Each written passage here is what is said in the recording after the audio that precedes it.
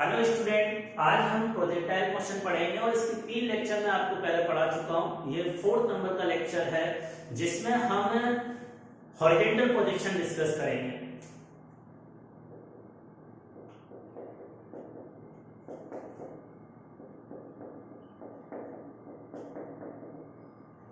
Horizontal projection. अब देखो, horizontal projection का मतलब क्या होता है।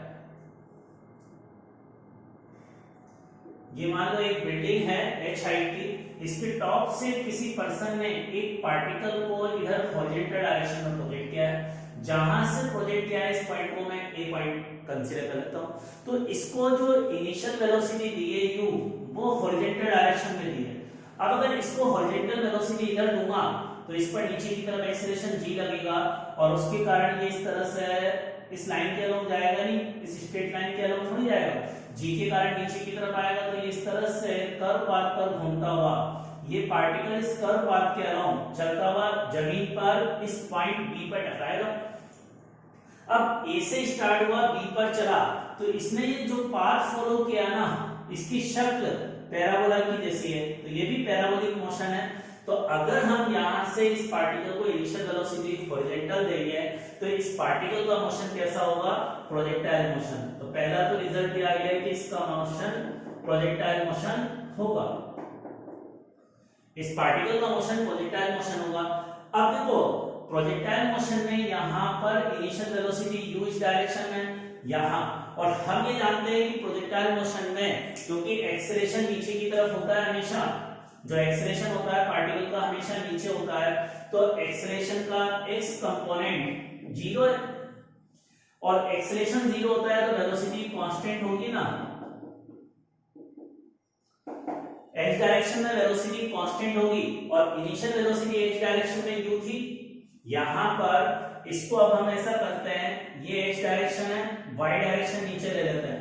तो x डायरेक्शन में इनिशियल वेलोसिटी u थी तो हमेशा इधर u ही रहेगी, तो x डायरेक्शन में वेलोसिटी क्या होगी? u के इक्वल। तो हर मोमेंट पर इसकी x डायरेक्शन में वेलोसिटी क्या होगी? u। जैसे मान लो किसी टाइम पर यहां पार्टिकल पहुंचेगा तो यहां भी x डायरेक्शन में वेलोसिटी u होगी, जब जमीन पर टकराएगा तब भी इसकी वेलोसिटी u के बराबर होगी। तो हॉरिजॉन्टल डायरेक्शन में इसकी वेलोसिटी हमेशा कांस्टेंट है। तो मान लो ये वाली डिस्टेंस x है, इसको हम इसकी रेंज कह सकते हैं। अब x डायरेक्शन में अगर वेलोसिटी कांस्टेंट है तो डिस्प्लेसमेंट बराबर होगा वेलोसिटी इनटू टाइम। तो डिस्प्लेसमेंट x को हम क्या लिख सकते हैं? Velocity into time. एक इंपॉर्टेंट रिजल्ट हमारे पास ये आ गया। हॉरिजॉन्टल डायरेक्शन में वेलोसिटी u कांस्टेंट है, u कांस्टेंट नहीं है पहले की तरह, u है तो u इनटू t। जहां पर टाइम यहां a से b तक पहुंचने का टाइम है, a से b तक पहुंचने का टाइम ये है, इसको हम टाइम ऑफ फ्लाइट भी कह सकते हैं यहां पर। और x का मतलब रेंज है, लेकिन रेंज वाले पहले फॉर्मूले नहीं लगेंगे क्योंकि पहले वाले फॉर्मूले में a और b पॉइंट सेम हाइट पर थे, यहां a और b अलग अलग हाइट पर है। अभी तक जो भी हमने फॉर्मूले रेंज के, maximum height, time of flight के पढ़े थे वह सेम लेवल प्रोजेक्शन के लिए थे। क्लियर हुआ? चलिए, तो अब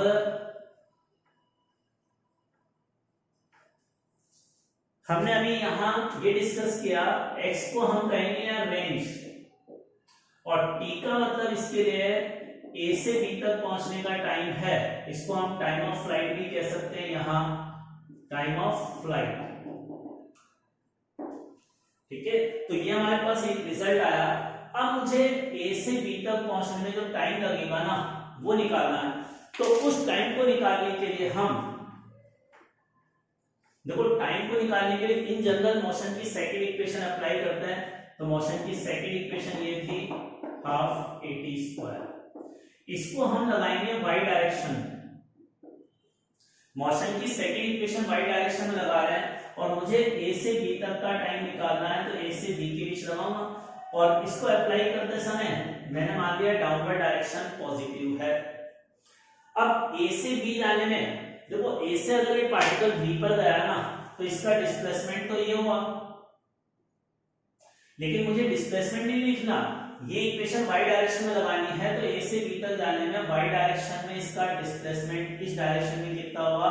h के बराबर। और h डिस्प्लेसमेंट नीचे हुआ और हमने नीचे वाले डायरेक्शन को पॉजिटिव कहा है, तो डिस्प्लेसमेंट की जगह क्या लिखूंगा मैं, h is equal to ui का मतलब है इनिशियल वेलोसिटी, इनिशियल वेलोसिटी का मतलब a पॉइंट पर।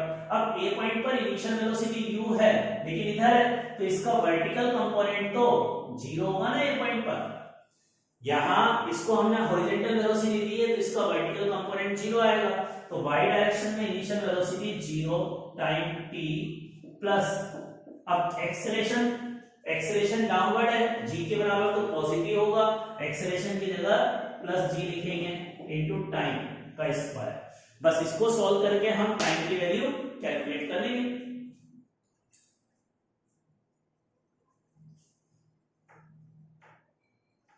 अब इससे टाइम कितना आ जाएगा, √2h/g। इस तरह से टाइम का हमने फॉर्मूला कैलकुलेट कर लिया। तो हॉरिजॉन्टल प्रोजेक्शन किसी एक सर्टेन हाइट से इनिशियल वेलोसिटी हॉरिजॉन्टल में प्रोजेक्ट करूं तो इसको नीचे पहुंचने में टाइम ये लगता है। और देखो ये आंसर इस इनिशियल वेलोसिटी u पर डिपेंड नहीं कर रहा, ये आंसर जो है इसके एक्सप्रेशन में कहीं भी u नहीं आ रहा, केवल हाइट से मतलब है। तो this answer is t is independent,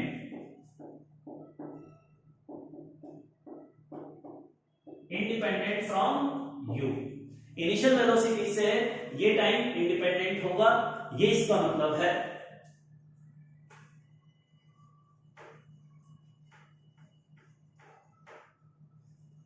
अब इसके बाद देखो, जब ये जमीन पर टकराएगा बी पॉइंट पर, तो टकराते समय इसकी हॉरिजॉन्टल में तो वेलोसिटी u होगी, लेकिन वर्टिकल में भी इस बी पॉइंट पर कुछ वेलोसिटी होगी ना, मान लो dy डाउनवर्ड डायरेक्शन में। अब इस dy की वैल्यू कैसे निकालेंगे इसको समझते हैं। तो इसको निकालने के लिए हम मोशन की थर्ड इक्वेशन लगा देंगे y डायरेक्शन में, a से b के बीच, और वही पहले वाला डाउनवर्ड डायरेक्शन को मैं पॉजिटिव लेता हूं। तो मोशन की थर्ड इक्वेशन y डायरेक्शन में लगा रहा हूं, तो by तो यही है इस पॉइंट पर, ये तो हमें निकालना ही है, और इनिशियल वेलोसिटी 0 है, एक्सेलरेशन अभी लिखा था g था, डिस्प्लेसमेंट s था। तो अब y डायरेक्शन में यहां से वेलोसिटी आ जाएगी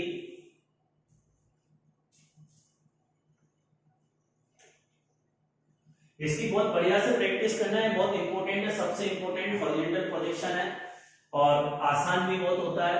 by इज इक्वल टू आ गया √2gh, ये भी हमारा एक फॉर्मूला। तो देखो √2gh ये आंसर बहुत इंपॉर्टेंट है, कई जगह काम में आता है। अगर इनिशियल वेलोसिटी 0 हो, यहां इनिशियल वेलोसिटी u इधर है, वर्टिकल में 0 है, तो इनिशियल वेलोसिटी अगर वर्टिकल में 0 होगी तो h हाइट गिरने के बाद वर्टिकल में वेलोसिटी ये होगी √2gh। तो √2gh वर्टिकल में वेलोसिटी होगी h हाइट गिरने के बाद। अब देखो इस b पॉइंट की बात करें जहां जमीन से टकराया, तो उस समय टकराते समय u वेलोसिटी इधर थी, √2gh इधर है b पॉइंट पर। तो अब अगर रिजल्टेंट वेलोसिटी निकालूंगा इन दोनों वेलोसिटी का वेक्टर सम, तो ऐसे रेक्टेंगल बना लूं तो रिजल्टेंट वेलोसिटी इधर कहीं आएगी ना, और ये बी पॉइंट पर वेलोसिटी आएगी। अब बी पॉइंट पर इस रिजल्टेंट वेलोसिटी का मैग्नीट्यूड क्या आएगा, इसका मैग्नीट्यूड निकालने के लिए इसका x कंपोनेंट ये है, y कंपोनेंट ये है, दोनों एक दूसरे से 90 डिग्री पर होते हैं। तो मैग्नीट्यूड निकालने के लिए इस ट्रायंगल में पाइथागोरस थ्योरम भी लगा सकते हैं। तो b पॉइंट पर वेलोसिटी क्या आ जाएगी, √u² + 2gh। तो b पॉइंट पर वेलोसिटी का आंसर ये होगा। अब उसके बाद जनरली क्वेश्चन में ये भी पूछा जाता है, b पॉइंट पर जो रिजल्टेंट वेलोसिटी है ना, इस डायरेक्शन में इसका हॉरिजॉन्टल से एंगल अल्फा। अब अल्फा एंगल हम कैसे निकाल सकते हैं, अल्फा एंगल को कैसे निकाला जा सकता है, तो देखिए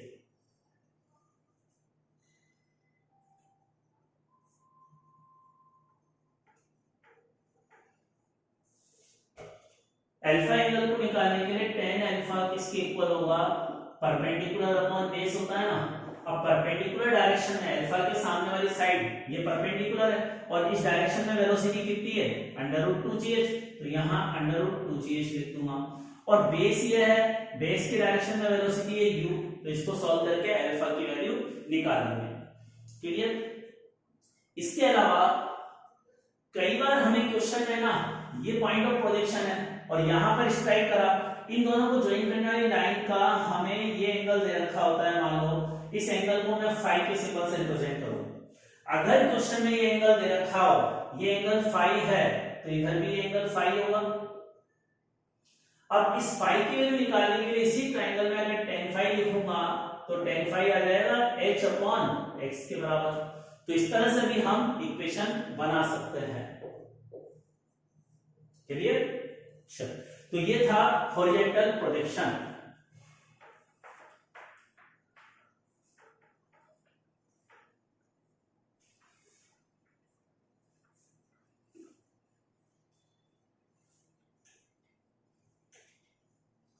हॉरिजॉन्टल प्रोजेक्शन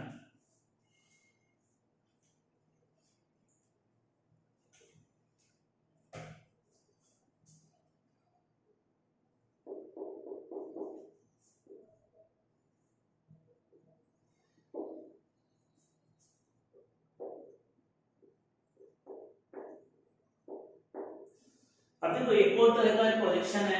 यहाँ एक साइड की बिल्डिंग से हम एक पार्टिकल को u वेलोसिटी से इधर कहीं प्रोजेक्ट कर रहे हैं, तो भी ये पैराबोलिक पाथ पर चलता हुआ ऐसे जमीन पर टकरा है।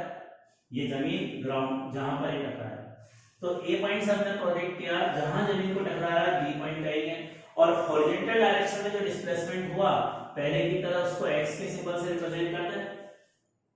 अब इसके मुझे इस क्वेश्चन में निकालना है कि a से b तक पहुंचने में इस पार्टिकल को कितना टाइम लगा, a से b तक पहुंचने में कितना टाइम लगा ये निकालना है, और ये डिस्टेंस x कैलकुलेट करनी है क्या होगी।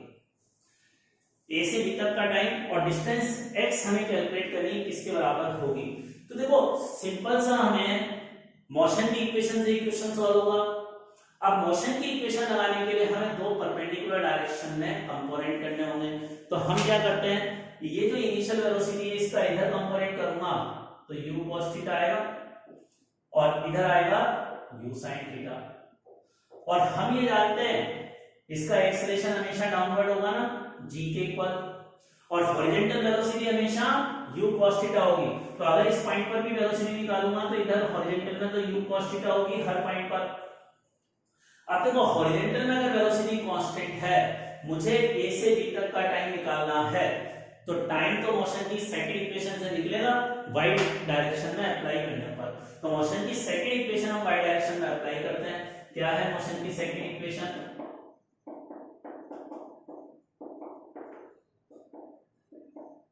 तो ये y डायरेक्शन में लगा रहा हूं और सीधा इक्वेशन a से b के बीच लगा सकते हैं। तो a टू b इक्वेशन लगा रहा हूं y डायरेक्शन में, अपवर्ड डायरेक्शन को मैं पॉजिटिव मान लेता हूं। तो देखिए a से b तक जाने में ये ऐसे ऊपर गया नीचे गया, लेकिन डिस्प्लेसमेंट तो h के बराबर हुआ ना, और डिस्प्लेसमेंट h a स्टार्टिंग का पॉइंट है, b एंडिंग का पॉइंट है।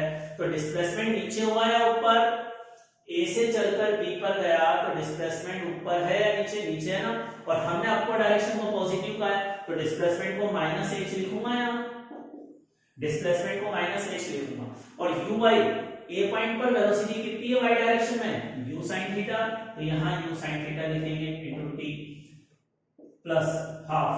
अब एक्सेलरेशन y डायरेक्शन में किधर है, नीचे है ना हमेशा, और नीचे वाले डायरेक्शन को हमने माइनस कहा है, तो acceleration minus g into t square. अब इससे हम अननोन t कैलकुलेट कर लेंगे। मैं इस इक्वेशन को दोबारा लिख देता हूं, ये बोर्ड से थोड़ी बाहर चली गई, -h u sin theta into t plus half -g into t square. तो यहां एक्सेलरेशन की वैल्यू है -g, वो लिखी इनटू t स्क्वायर। अब इस इक्वेशन से टाइम कैलकुलेट कर लेंगे, जो भी बाकी चीजें वो दे रखी होगी इसमें रखकर आंसर निकालेंगे टाइम का। अब टाइम का आंसर आने के बाद मुझे x निकालना है, तो हॉरिजॉन्टल डायरेक्शन में तो x डायरेक्शन में तो एक्सेलरेशन 0 है ना, तो वेलोसिटी कांस्टेंट होगी और कितनी u cos थीटा, जो इनिशियल है वही होगी। इनिशियल वेलोसिटी यहाँ a पॉइंट पर हॉरिजॉन्टल में u cos थीटा है तो हमेशा u cos थीटा रहेगी। अब डिस्प्लेसमेंट बराबर क्या होगा, x वेलोसिटी इनटू टाइम। तो ये सेकंड पार्ट का आंसर तो इस तरह से हम इस क्वेश्चन को सॉल्व कर सकते हैं। मतलब बेसिक कंसेप्ट ये है, मोशन की इक्वेशन से सारे क्वेश्चन सॉल्व होंगे। एक्स डायरेक्शन में अलग लगा दो, वाई डायरेक्शन में इक्वेशन अलग अप्लाई कर दो। क्लियर?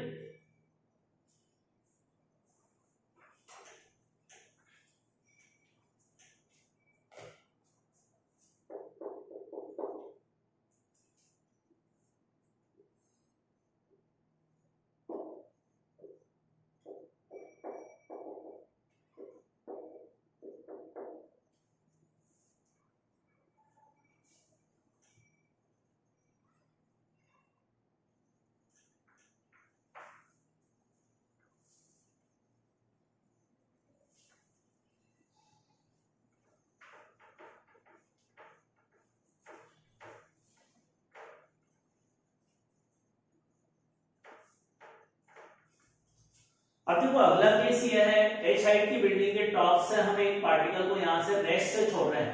इस पार्टिकल की इनिशियल वेलोसिटी क्या है? 0 है। और बी वाले पार्टिकल को इस डायरेक्शन में यू वेलोसिटी दे रहे हैं हम, इनिशियल वेलोसिटी। ये भी t बराबर 0 पर है और ये कहानी भी t बराबर 0 पर है। इस पार्टिकल को इनिशियल वेलोसिटी 0 दी है और इस पार्टिकल को इनिशियल वेलोसिटी u दी है। तो बताओ ए और बी पार्टिकल का मोशन किस पाथ के अलोंग होगा? अब देखो अगर मैं ए पार्टिकल की बात करूं तो उसको यहां से मैंने छोड़ा तो ये सीधा नीचे जाएगा, तो इसका मोशन कैसा होगा? Straight line motion. तो हमारा रिजल्ट क्या होगा?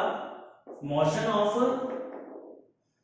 ए is in straight line motion.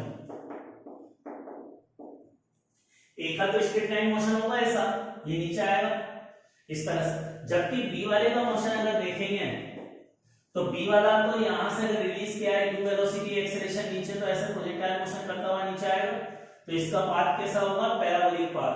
तो motion of B is parabolic. तो बी वाले पार्टिकल का मोशन पैराबोलिक होगा, ए का स्ट्रेट लाइन मोशन होगा। अब इसके बाद हमें ये बताना है ए और बी में से पहले कौन पहुंचेगा, ए और बी के टाइम में कौन ज्यादा टाइम लेगा। ए को यहां पहुंचने में, जमीन को पहुंचने में कुछ टाइम लगेगा, बी को जमीन पर पहुंचने में कुछ टाइम लगेगा। किसको ज्यादा कम टाइम लगेगा वो हमें निकालना है। देखो बी को यहां से जमीन पर पहुंचने में कितना टाइम लगा था वो तो हमने अभी कैलकुलेट किया था ना। हॉरिजॉन्टल पोजीशन में टाइम का फॉर्मूला क्या आया था? √2h/g। यही आंसर आया था बी के लिए। बी के लिए हमारा आंसर ही आया था। अब और बी की यहां पहुंचने पर एक वेलोसिटी u इधर आई थी और एक वर्टिकल में डाउनवर्ड आई थी ना, √2gh, याद है? ये √2gh वेलोसिटी आई थी। अब ए वाले पार्टिकल के बारे में डिस्कशन करते हैं। और ए वाले पार्टिकल के बारे में तो हम पिछले चैप्टर रेक्टिलिनियर मोशन में डिस्कस कर चुके। अगर एक पार्टिकल को रेस्ट से छोड़ेंगे तो एच हाइट गिरने के बाद एच हाइट गिरने में कितना टाइम लगेगा? तो इसके लिए अगर मोशन की सेकंड इक्वेशन लगाऊंगा, s बराबर ut plus half at square, ये ए वाले पार्टिकल पे लगाएं तो displacement x, initial velocity 0, half acceleration into t square. तो इसका भी तो टाइम सेम ही आ गया। इसका मतलब ए और बी पार्टिकल जमीन पर एक साथ पहुंचेंगे। तो ए को जमीन पर पहुंचने में टाइम, क्योंकि जमीन पर पहुंचने में टाइम में रोल किसका है? वर्टिकल वेलोसिटी का है। और यहां भी वर्टिकल वेलोसिटी 0 और यहां भी वर्टिकल वेलोसिटी 0 और दोनों को सेम हाइट ट्रेवल करनी है। हॉरिजॉन्टल वेलोसिटी से टाइम डिपेंड नहीं करता है। मैंने ये फॉर्मूला बताया था, √2h/g, इसमें कहीं भी u नहीं आ रहा, u से इंडिपेंडेंट है। हॉरिजॉन्टल में कितनी वेलोसिटी है उससे ही आंसर इंडिपेंडेंट होगा। तो अगर सबकी वेलोसिटी वर्टिकल में 0 है तो सब सेम डिस्टेंस ट्रेवल करने में सेम टाइम लेंगे। ये इसका रिजल्ट। अब इसके बाद अगर इस पार्टिकल पे मोशन की थर्ड इक्वेशन लगाऊंगा तो यहां नीचे टकराते समय इसकी वेलोसिटी √2gh होगी और इसकी हॉरिजॉन्टल में तो वेलोसिटी है ही नहीं। तो क्या दोनों पार्टिकल जमीन पर सेम स्पीड से टकरा रहे हैं? दोनों पार्टिकल क्या जमीन पर सेम स्पीड से टकराएंगे? तो देखो एक तो हमें आंसर ही बताना था दोनों में से पहले कौन पहुंचेगा जमीन पर, तो उसका आंसर तो क्या हुआ? दोनों साथ साथ पहुंचेंगे। ए और बी को जमीन पर पहुंचने में टाइम बराबर लगेगा, लेकिन जमीन पर पहुंचने पर ए की वेलोसिटी तो √2gh होगी और बी की वेलोसिटी होगी एक √2gh इधर और एक हॉरिजॉन्टल में, तो रिजल्टेंट वेलोसिटी होगी u² + 2gh। तो जमीन पर पहुंचने पर दोनों की वेलोसिटी का y डायरेक्शन में कंपोनेंट सेम है लेकिन नेट वेलोसिटी सेम नहीं है और हम ये कह सकते हैं velocity of b is greater than velocity of a। जमीन पर टकराते समय b की वेलोसिटी a से ज्यादा होगी लेकिन दोनों को जमीन पर पहुंचने में टाइम बराबर लगेगा। ये इसका रिजल्ट हमारा, कर लें इसको नोट। अब नेक्स्ट टॉपिक हम पढ़ेंगे equation of trajectory, equation of path, equation of parabola. जैसा मैं अभी बार बार कहता आया हूं कि इस तरह से पार्टिकल को थ्रो करते हैं तो पार्टिकल पैराबोलिक पाथ पर मूव करता है, लेकिन उसको हमने प्रूफ तो किया ही नहीं, तो अब उसका डेरिवेशन हम डिस्कस करते हैं, पैराबोलिक पाथ की इक्वेशन।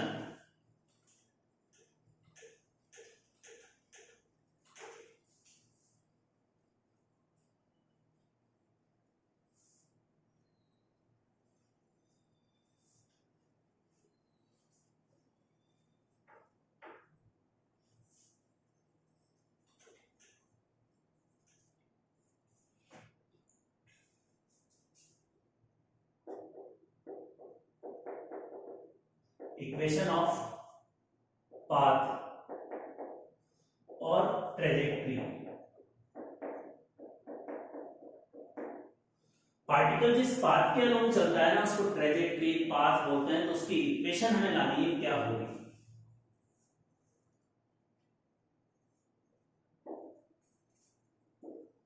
देखो इस तरह से यहां से एक पार्टिकल को थ्रो किया है, इस तरह से पैराबोलिक पाथ पर मूव करेगा और जमीन पर टकराएगा।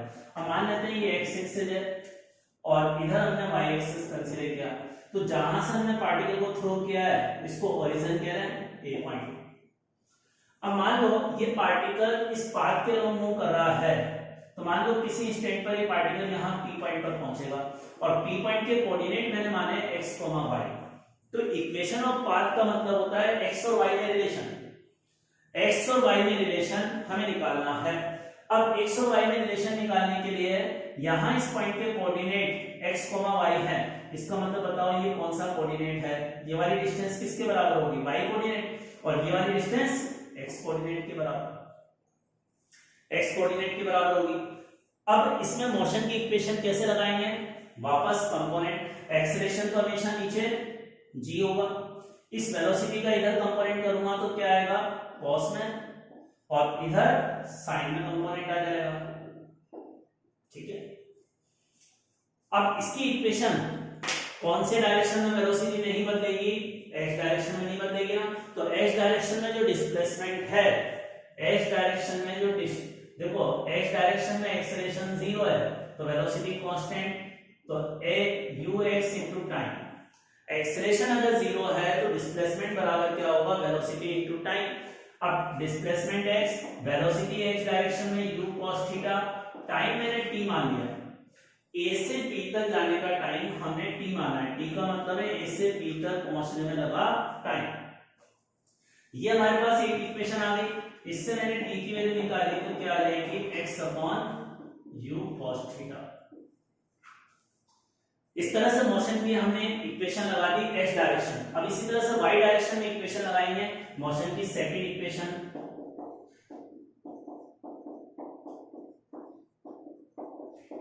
ये मोशन की सेकंड इक्वेशन a से p के बीच लगा रहे हैं, अपवर्ड डायरेक्शन को हमने कहा पॉजिटिव। अब a से p तक ये मोशन की सेकंड इक्वेशन में लगाऊंगा तो क्या इक्वेशन बनेगी, a से p तक मोशन की सेकंड इक्वेशन। देखो a से p तक में डिस्प्लेसमेंट y डायरेक्शन में तो y के बराबर, तो यहां तो y लिख दो इज इक्वल टू uy कितना है, initial velocity u sin theta है y डायरेक्शन में, u sin theta, time t मान लेते हैं, एक्सेलरेशन डाउनवर्ड है तो नेगेटिव आएगा, plus half minus g into T square. इसको इक्वेशन नंबर सेकंड कह दिया मैंने। अब मैं क्या करूंगा, मुझे इक्वेशन ऑफ पाथ बतानी है। इक्वेशन ऑफ पाथ का मतलब होता है x और y में रिलेशन बताना है, लेकिन यहां x टाइम के फंक्शन में है, यहाँ y भी टाइम के फंक्शन में है। तो इक्वेशन ऑफ पाथ का मतलब होता है x और y में रिलेशन जिसमें टाइम नहीं हो। तो इन दोनों इक्वेशन को सॉल्व करके इस फर्स्ट इक्वेशन और सेकंड इक्वेशन से टाइम को एलिमिनेट करना है मुझे। तो टाइम को कैसे एलिमिनेट कर सकता हूं? इस एक इक्वेशन से टाइम की वैल्यू निकालकर दूसरी में रख दो तो टाइम हट जाएगा और हमारे पास इक्वेशन ऑफ पाथ आ जाएगी, इक्वेशन ऑफ ट्रैजेक्टरी। तो इस तरह से इक्वेशन ऑफ ट्रैजेक्टरी हम कैलकुलेट करेंगे।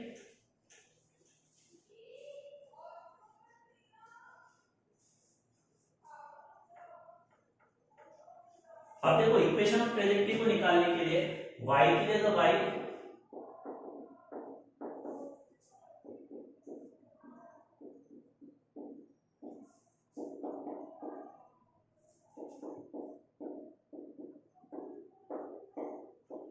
मेरे ख्याल से आगे होगा समझ में। यहां से t की वैल्यू t की जगह रखूंगा, यह है इस माइनस को प्लस से मल्टीप्लाई कर दिया, यहाँ t का स्क्वायर इसका स्क्वायर लिख दिया। अब इसके बाद इसकी कैलकुलेशन करें।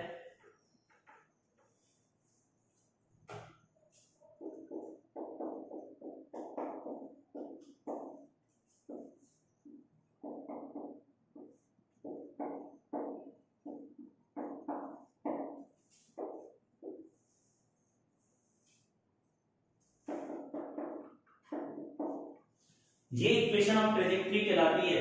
देखो यहां इसको सॉल्व करने के लिए कैसे मैंने कैलकुलेशन की, एक तो u से u कैंसिल होगा, है ना, और sin theta upon cos theta tan theta हो जाएगा, बस इस तरह से लिख दिया। तो ये इक्वेशन ऑफ ट्रैजेक्टरी।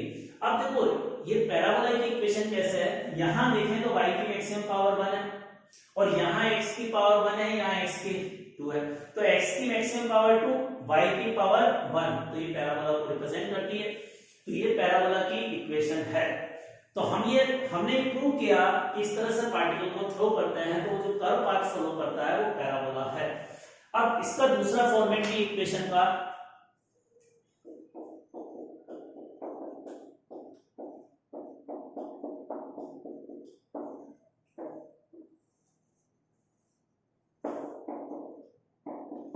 इसको ये भी लिख सकते हैं। कैपिटल आर का मतलब क्या है, हमने पढ़ा है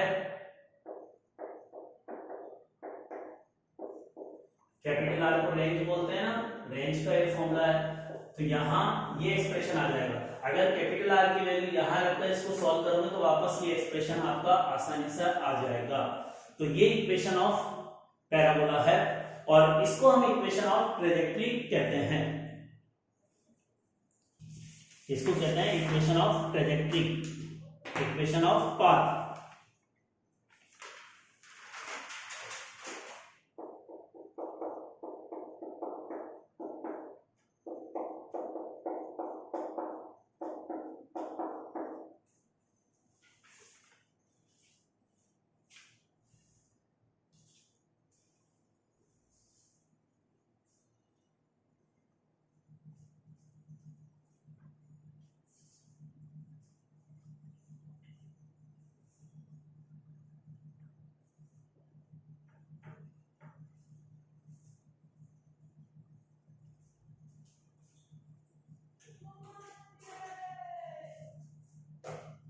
अब देखो x और y में रिलेशन दे रखा है टाइम के साथ। इससे मुझे बहुत सारी चीजें निकालनी है, जैसे u निकालना है, प्रोजेक्शन एंगल निकालना है, maximum height, time of flight, range, ये सब कैलकुलेट करना है।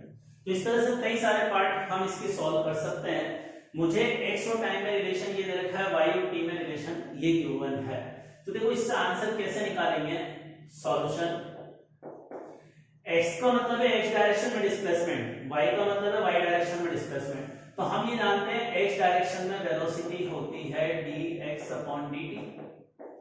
तो अगर इसको डिफरेंशिएशन करूंगा t के रेस्पेक्ट में तो 3 कांस्टेंट, t का डिफरेंशिएशन 1, तो x डायरेक्शन में वेलोसिटी 3 आएगा। अब इसी तरह से y डायरेक्शन में वेलोसिटी का फॉर्मूला होता है dy बाई dt। इसको डिफरेंशिएट करूंगा तो 4t का differentiation 4 into 1 minus 6 into 2t। ये y डायरेक्शन में वेलोसिटी आ गई।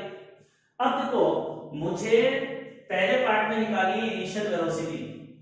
u का मतलब है इनिशियल वेलोसिटी और इनिशियल वेलोसिटी का मतलब होता है वेलोसिटी एट t बराबर 0।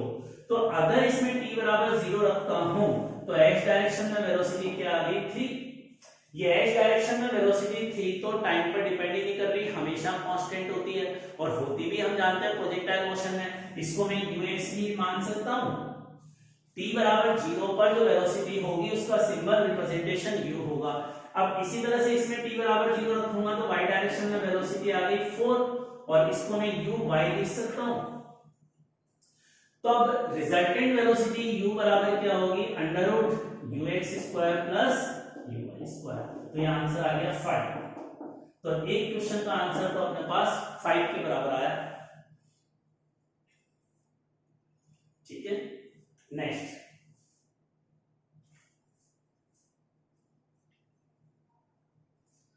अब इसमें देखो, इसको x डायरेक्शन की वेलोसिटी को इधर रिप्रेजेंट किया, y को इधर रिप्रेजेंट किया, तो नेट वेलोसिटी इधर आएगी u जो हमने 5 निकाली, और ये एंगल ऑफ प्रोजेक्शन कहलाता है थीटा। अब देखो थीटा को निकालने के लिए इस ट्रायंगल से हम tan थीटा की वैल्यू लिखें तो tan थीटा बराबर परपेंडिकुलर अपॉन बेस, और परपेंडिकुलर ये और इस डायरेक्शन में वेलोसिटी ये uy, तो uy अपॉन ux। अब uy हमारे पास कितना आया था 4 और ये आया था 3, तो tan theta is equal to 4/3 और tan थीटा 4/3 होता है तो थीटा कितना होगा, याद होगा ना ये वाला ट्रायंगल 3 4 5 का ट्रायंगल, ये एंगल थीटा हो, यह है 4, ये 3, ये 5, तो 3 4 5 का ट्रायंगल है तो थीटा कितना होगा 53 डिग्री और इधर वाला 37 डिग्री। तो अब यहां से tan थीटा ये है तो theta is equal to 53 degree आ गया। ये अपना सेकंड आंसर क्लियर हुआ। सेकंड आंसर, चलिए वेरी गुड। अब थर्ड आंसर निकालें। देखो x डायरेक्शन में वेलोसिटी कांस्टेंट है तो x डायरेक्शन में एक्सेलरेशन 0 होगा, x डायरेक्शन में एक्सेलरेशन 0 होगा, और y डायरेक्शन में एक्सेलरेशन निकालने के लिए इसको एक और बार डिफरेंशिएट करेंगे dvy/dt को। जो अपने पास ये क्वांटिटी है इसको डिफरेंशिएशन करूंगा तो 4 का डिफरेंशिएशन तो 0 और यहां से 12 और t का 1, तो एक्सेलरेशन y डायरेक्शन में कितना आया -12। अब एक्सेलरेशन तो हम ये जानते हैं -g के बराबर होता है सर, g की वैल्यू तो 9.8 या 10 लेते हैं, यहां तो एक्सेलरेशन 12 आ रहा है, तो ये हो सकता है ये मोशन किसी और प्लेनेट पर हो जहां पर g की वैल्यू अलग हो। हमारी अर्थ पर g की वैल्यू 10 होती है, किसी और प्लेनेट पर g की वैल्यू 12 हो सकती है, 10 से कम हो सकती है, कुछ भी पॉसिबल है।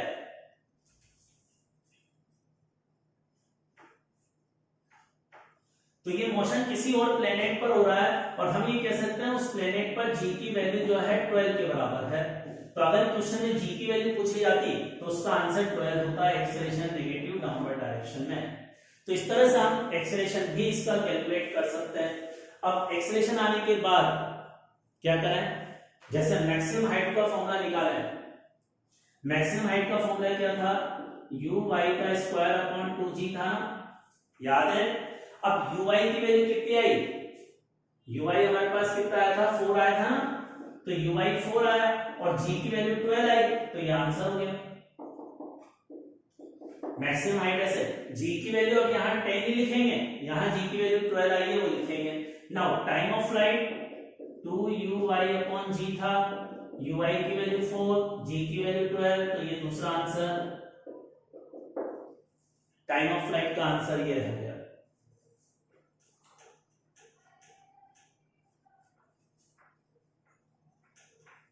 इसी तरह से रेंज का फॉर्मूला हमारा क्या था, ux into time of flight, और ux की वैल्यू तो 3 आई थी और टाइम ऑफ फ्लाइट यहां से आई गया 8/12, तो ये अगला पार्ट का आंसर।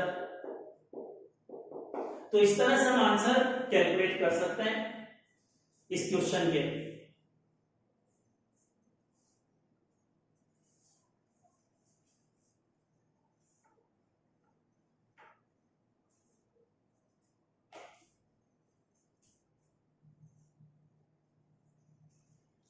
अब देखो इस क्वेश्चन को सॉल्व करने का एक और मेथड, सेकंड मेथड ये है,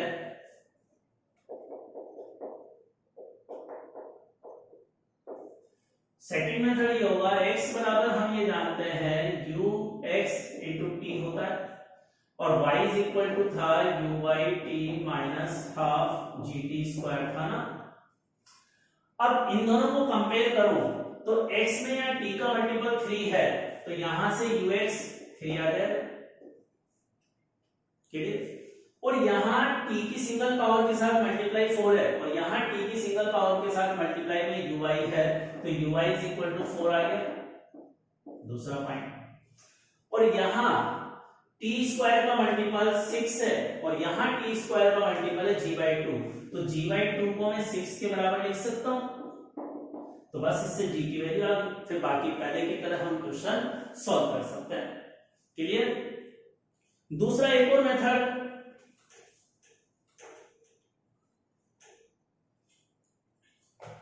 देखो ये पार्टिकल यहां से चलकर यहां गया, ए से चलकर बी तक पहुंचा तो ए से बी तक पहुंचने में जो टाइम लगा उसको हम टाइम ऑफ फ्लाइट कहते हैं ना। तो ये x डायरेक्शन है, ये y डायरेक्शन है। ये बताओ ए से बी तक के पूरे मोशन में जब ये बी पर पहुंच जाएगा तो y कोऑर्डिनेट कितना होगा, 0। यहां से चलकर यहां पहुंचेगा तो y कोऑर्डिनेट 0 होगा ना।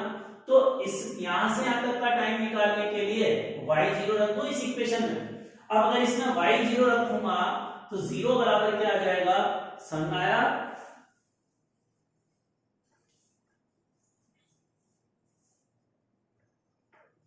हमारे पास ऐसे समझो मुझे a से b तक का टाइम निकालना है और a से b तक का टाइम कैलकुलेट करेंगे किस तरह से। a से चलकर b पहुंचा तो y डायरेक्शन में डिस्प्लेसमेंट, y कोऑर्डिनेट का मतलब y, जैसे अगर कभी यहां पहुंचता है तो ये वाली हाइट y के बराबर होती है, लेकिन ये पॉइंट यहां की जगह यहां होगा तो ये हाइट तो 0 होगी ना। तो इसमें y बराबर 0 लिखूंगा तो 0 रखकर 4t माइनस 6t स्क्वायर तो क्या आ जाएगा, 2 बराबर 3t। तो स्मॉल t बराबर क्या आ गया, 2/3। और यही टाइम ऑफ फ्लाइट है। तो टाइम ऑफ फ्लाइट हम इस तरह से भी कैलकुलेट कर सकते हैं। अब देखो टाइम ऑफ फ्लाइट आने के बाद अगर मुझे रेंज निकालनी है तो ये डिस्टेंस रेंज कहते हैं ना, और ये x तो है लेकिन x की वैल्यू इस टाइम पे निकालनी है तो रेंज कैसे निकालूंगा, x वाले एक्सप्रेशन में टाइम की जगह ये टाइम लिख दूंगा 2/3 तो x कितना आ गया, 2 मीटर, और यही रेंज है, ये रेंज हो गई। तीसरा, अब अगर मान लो मुझे मैक्सिमम हाइट निकालनी है तो मैक्सिमम हाइट को निकालने के लिए ये देखो यहां मैक्सिमम हाइट होती है ना, और ये मैक्सिमम हाइट जहां होती है वहां ये x कितना होता है, r/2। x की वैल्यू जब r/2 के बराबर होगी या मैक्सिमम हाइट पर जो टोटल टाइम ऑफ फ्लाइट है उसके आधे टाइम पर होता है, तो आधे टाइम का मतलब टाइम ऑफ असेंडिंग कितना हो गया, 1/3।